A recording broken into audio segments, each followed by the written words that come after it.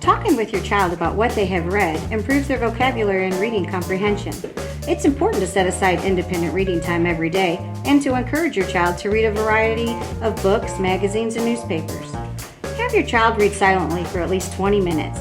This would be a great time for you to sit and read a book, newspaper, magazine, etc. Seeing other family members read shows the importance of reading outside of school and work. When your child is finished reading, have them put their finger where they stopped. Being able to share what they have read without looking at the book is a very important skill. Put your finger right there and stop for a minute and tell me about what you've read. I read that the brain weighs 3 pounds and it controls everything we do. I also read that exercise can make you smarter if you are having trouble with your homework.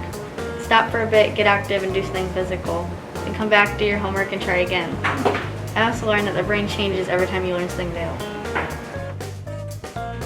Have your child read aloud to you a small section of the text they have already read.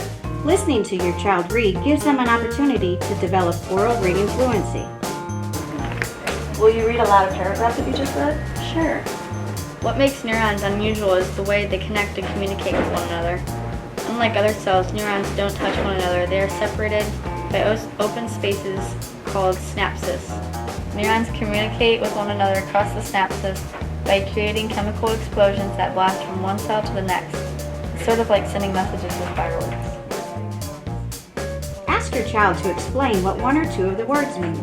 What does the word neuron mean? A neuron is what creates and sends messages to the brain. It's kind of like a phone, sending and receiving text messages. The phone is like the brain. Ask one or two extension questions, such as, if you were the author, what would you have happen next? Do you agree with the choice of a certain character? Why or why not? If you could meet one of the characters in the story, what would you say to him or her? Why would you say that? What would you do differently if you were a certain character in the story? For nonfiction texts, like the one used here, questions can be asked relating to the topic. What happens every time you learn something new? The brain changes, it grows dendrites. What are you going to do if you start getting frustrated with your homework? I will get up, go outside for a while, and get some exercise. Thank your child for sharing what they have read with you. Encourage your child to read often and to talk to you about all the exciting things they are reading. Thank you so much for sharing what you've read. I've learned a lot from you today. You're welcome.